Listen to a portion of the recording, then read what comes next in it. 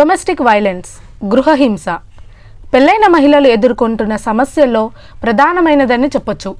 ముఖ్యంగా 2020లో మొదటి లాక్డౌన్ నుంచి ఈ డొమెస్టిక్ వైలెన్స్ కేసులు మన దేశంలో ఎక్కువగా పెరిగినట్లు లెక్కలు చెప్తున్నాయి. అయితే తాము ఎదుర్కొంటున్న సమస్యను ఎవరికి చెప్పాలి? పోలీస్ స్టేషన్కి వెళ్ళాలా? బయటకు వెళ్ళి చెప్పేంత వెసులుబాటు ఉంటుందా? లేదంటే పోలీసులకు ఫోన్ చేస్తే సరిపోతుందా? కాదంటే టెక్నాలజీ అప్డేట్ అయ్యింది కాబట్టి వాట్సాప్లో మెసేజ్ పెట్టొచ్చా? ఇందులో చాలా వాటికి పరిష్కారం చూపిస్తోంది తెలంగాణ ఉమెన్ సేఫ్టీ వింగ్. అసలు గృహహింస చట్టం ఏం చెప్తోంది? తెలంగాణలోని మహిళలు తమకు ఇలాంటి సమస్యలు ఎదురైతే ఏం చేయాలి? ఎవరిని ఎలా ఆశ్రయించాలి? ఇలాంటి మొదలైన విషయాల గురించి ఈ వీడియో ద్వారా తెలుసుకుందాం. హలో అండి, నేను మీ Nikhitha Nellutla. Welcome to my channel Nikhitha stocks. ఈరోజు మనతో ఉన్నారు Telangana women safety wing legal officer and lawyer Chada Sriharshitha. So ఆవిని అడిగి డొమెస్టిక్ వైలెన్స్ గురించి ఈరోజు మనం తెలుసుకుందాం. So hi Sriharshita. హాయ్ అండి, నమస్తే. సో నార్మల్గా డొమెస్టిక్ వైలెన్స్ గురించి వింటుంటాం, చిన్నప్పటి నుంచి తెలుసుకుంటూ ఉంటాం. సో గృహహింస గురించి, గృహహింస చట్టాలు ఉన్నాయని తెలుసు. అయితే ఏంటి, అమ్మాయిలు బాగా చదువుకుంటున్నారు కదా, సో ఈ రోజుల్లో కూడా గృహహింస రేట్ పెరుగుతోందా అనే చాలా మందికి డౌట్ ఉంది. సో దాని గురించి మీరేం చెప్తారు? యాక్చువల్లీ నేను చెప్పేది ఏంటంటే, గృహహింస అనేది చదువుకి లేదా చదువుకొని వాళ్ళకి ఏం తేడా లేకుండా, ఇన్ఫ్యాక్ట్ చూసుకుంటే అర్బన్ ఏరియాస్లో the rise of crimes against women with specific reference to domestic violence చాలా ఎక్కువ ఉందండి. మనం ఈ లాక్డౌన్లో చూస్తే కూడా ఎన్సీడబ్ల్యూ వాళ్ళు special help line number just for domestic violence release చేయడం కానీ, లాక్డౌన్లో చాలా డొమెస్టిక్ వైలెన్సెస్ అంటే అందరూ ఇంట్లో ఉండడం వల్ల this been lot of domestic violence అని మనం చాలా చూసాము టీవీలో, న్యూస్ పేపర్స్లో హెడ్లైన్స్ కూడా. If there are 4 lakh on an average crimes against women, 30 to 40% of it is related to domestic violence అండి. అండ్ అందరిలో ఒక పర్సెప్షన్ ఏంటంటే చెయ్యెత్తి కొడితేనే అది డొమెస్టిక్ వైలెన్స్ అని మనం అనుకుంటాము. కానీ there are different forms of domestic violence.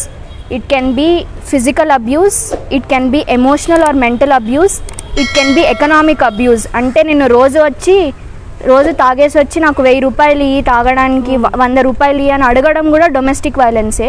అంటే you are torturing the person emotionally for money. లేదా మనం చూసుకుంటే మెంటల్గా అబ్యూస్ చేయడం, అంటే నువ్వు ఇట్లాంటి దానివి అట్లాంటి దానివి అని రోజు వచ్చి మాట్లాడడం కూడా it's also kind of domestic violence. Forcing the women to have sex, అంటే that sexual abuse is also a kind of domestic violence and if we see in the recent cases of the Supreme Court also. So domestic violence can be in different forms, and abuse of any kind in a marriage can be considered as domestic violence under the Domestic Violence Act of 2005 అండి. So ఇప్పుడు ఈ domestic violence ratio పెరిగిందంటారా ఈ Covid టైంలో నుంచి? నాకు అంటే with reference to the recent calls and cases that I have been dealing with or talking to with regards to people, నాకు అర్థమైంది ఏంటంటే, ముందు ఎవరి లైఫ్లో వాళ్ళు బిజీ ఉండిపోయే వాళ్ళం. పొద్దున ఎప్పుడో ఆఫీస్కి వెళ్తే మళ్ళీ సాయంత్రం ఎప్పుడో వస్తారు, ఒకరితో ఒకరు అంత టైం స్పెండ్ చేసేవాళ్ళు కాదు. ఈ కోవిడ్లో ఏమైపోయిందంటే మనం 24/7 ఇంట్లో ఉండి ఒకరితో ఒకరికి చాలా టైం స్పెండ్ చేయడానికి వచ్చింది. ఆ టైం స్పెండింగే కొంచెం టాక్సిక్గా కూడా అయిపోయిందనమాట. అంటే 24/7 ఒకరి మొహాలే చూస్తూ ఆ చిరాకు రావడం కానీ, ఏదన్నా చిన్న చిన్న విషయాలకి గొడవ పడిపోయి కొట్టుకోవడాలు కానీ, దెస్ బీన్ అ లాట్. అంటే ముందు అంటే మగవాళ్ళంతా ఇంట్లో ఉండేవాళ్ళు కాదు, దెర్ ఆర్ డిఫరెంట్ రీజన్స్. ఇప్పుడు మనం చూసుకుంటే since there's been lot of 4 doors ఉండడం వల్ల ఎమోషనల్గా, మెంటల్గా కూడా people are affected due to various aspects.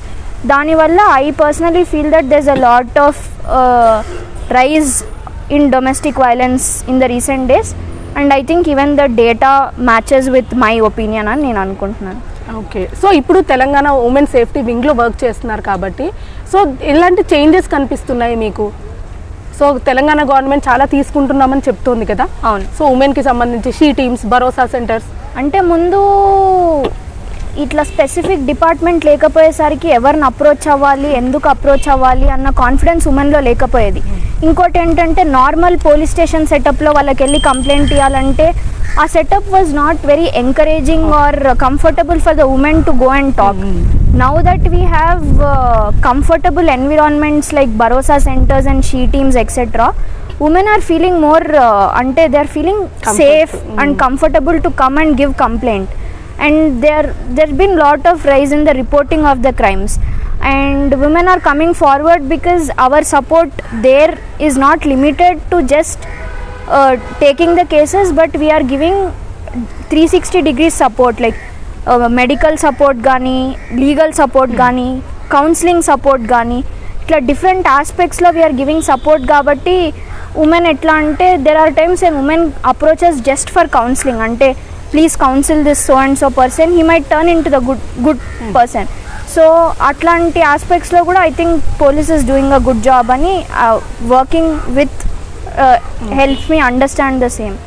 So ఇప్పుడు రూరల్లో ఉన్న ఉమెన్ కానీ లేదంటే అర్బన్లో ఉమెన్ కానీ ఇప్పుడు వాళ్ళు డొమెస్టిక్ వైలెన్స్కి నేను సఫర్ అవుతున్నాను, డొమెస్టిక్ వైలెన్స్ కిందికి వస్తుంది ఇప్పుడు నేను సఫర్ అయ్యే థింగ్, సో అలాంటి వాళ్ళు ఎలా అప్రోచ్ అవ్వాలి, తన బేసిక్స్ ఏంటి? జనరల్గా ఫస్ట్ పోలీస్ స్టేషన్కి వెళ్ళి కంప్లైంట్ చేయాలా, లేదంటే ఇప్పుడు షీ టీమ్స్ దగ్గరకు వస్తే they can approach the she teams or police station, either ways. She టీమ్స్కి we have respective local she team numbers, state wide she team WhatsApp numbers, అవన్నీ వీ హ్యావ్ అండి. So they can approach anyway and they will be shown right recourse. And in fact manam recent ga we are opening Bharosa centers. Mundu it was very restricted to Hyderabad city, but in the recent days Bharosa centers have been opened even in districts like Nalgonda, akkada kuda manam there are around 11 Bharosa centers actively functioning, and in fact monna 5 open ayyayi. So I think we have around 16 Bharosa centers that are actively functioning right now. So they can come to the Bharosa centers and also give complaints if it's a serious form of abuse. She teams numbers ki complaint cheyochu, local police station lo kuda complaint cheyochu. The complaint mechanism, there are different ways to approach andi. So అంటే ఖచ్చితంగా police స్టేషన్కి ఇంట్లోంచి బయటికి వెళ్ళాలి అని లేదు, just WhatsApp message, WhatsApp numbers ద్వారా కూడా మనం కంప్లైంట్ చేయొచ్చు. And we have also started DV helpline numbers అండి, especially for domestic violence in the women safety wing. So ఆ హెల్ప్లైన్ నంబర్స్కి కూడా వీళ్ళు కాల్ చేయొచ్చు అండి, వాళ్ళు గైడ్ చేస్తారు ఏం చేయాలని. ఓకే. సో ఇప్పుడండి డొమెస్టిక్ వైలెన్స్ గురించి యాక్ట్స్ ఏమైనా మనకి లీగల్ ఎలాంటి యాక్షన్స్ తీసుకుంటారు? డొమెస్టిక్ వైలెన్స్ అంటే రేంజ్ని బట్టి ఉంటుందా, అబ్యూస్ని బట్టి ఉంటుందా? Abuse are of different kinds అని the definition of domestic violence under the domestic violence act of 2005 explains అండి. That is one legal legislation we have with specific reference to domestic violence. Otherwise మనం Indian penal code అంటే మన ఐపీసీలో చూసుకుంటే 498A section 498A కింద we can book cases for domestic violence అండి.